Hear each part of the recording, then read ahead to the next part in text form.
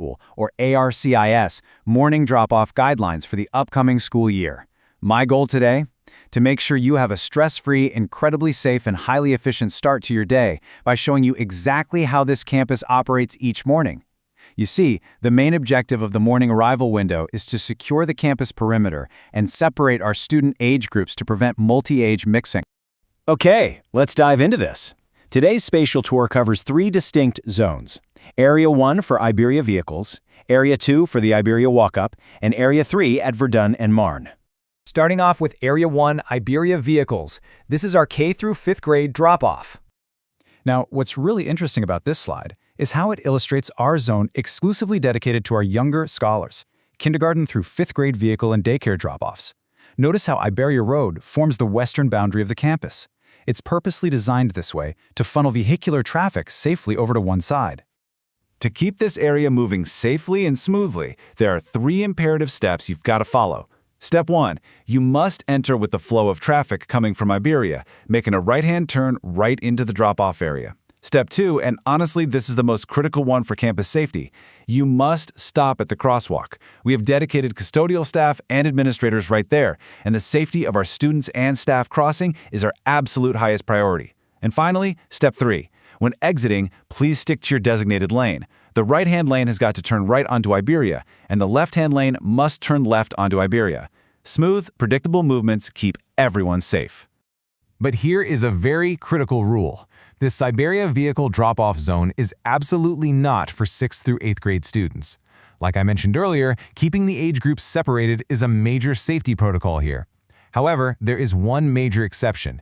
If your middle schooler is escorting a younger K-5 sibling, they can actually be dropped off here. That way, the older sibling can walk that younger child safely to their designated area, like the gymnasium, before heading off to their own zone. Moving right along to Area 2, the Iberia walk-up.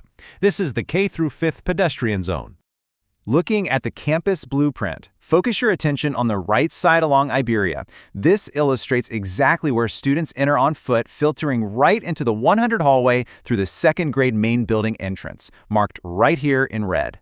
Because this is such a pedestrian-heavy area, safety personnel are highly visible. There's a dedicated crossing guard on site guarding that crosswalk and controlling the entry gate.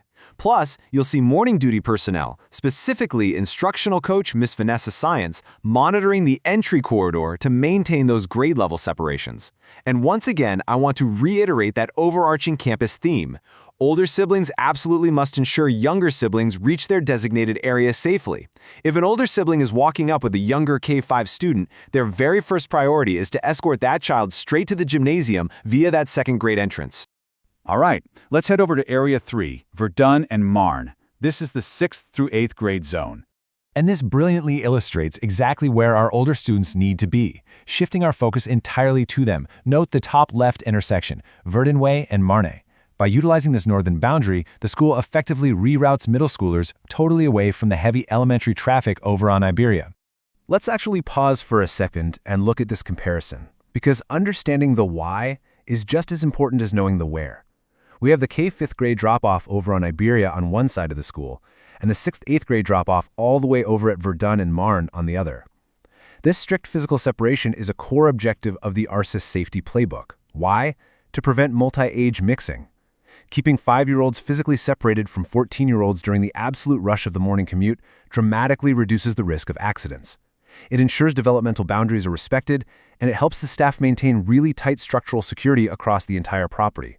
Let's clearly summarize the rules for this middle school zone. It is exclusive to 6th through 8th grade. There is a designated crossing guard actively protecting students passing through that specific intersection, and morning duty personnel are stationed right at the cafeteria door to monitor orderly seating. And yep, you guessed it, the golden rule applies here too. If you're a middle school student with younger siblings in tow, please escort them to their designated holding area first before you report to the cafeteria. Once inside, middle schoolers are separated by grade level for breakfast, which is very similar to how the lunch procedures operate. So the crucial point here is this time, 7:35 a.m. You'll want to burn this exact time into your daily morning routine. This is the precise moment the morning arrival window effectively closes for these exterior zones we've just discussed. At exactly 7:35 a.m., the perimeter gates at these drop-off zones are closed and locked by the monitors. No exceptions. If you arrive after this time, the rules change entirely. All late arrivals must report directly to the front of the school. In fact, the external monitors actually transition into the front entrance check-in foyer at this time. Tardy students have to be formally processed by the front desk clerks and office staff to be issued late slips before they can even enter the academic halls. It takes extra time, and it just delays the start of their learning. So try your best to be early and avoid that front foyer altogether. So, what does this all mean for us? Well, how will your commitment to following these specific drop-off zones ensure a safer, more efficient start for every single student at ARCSIS? You see, these aren't just arbitrary rules. It's like a highly choreographed dance designed to protect kids from traffic hazards. By respecting these boundaries, you're actively doing your part to protect the entire school community. Thanks for joining me for this explainer, and hey, here's to a fantastic safe start to your school days.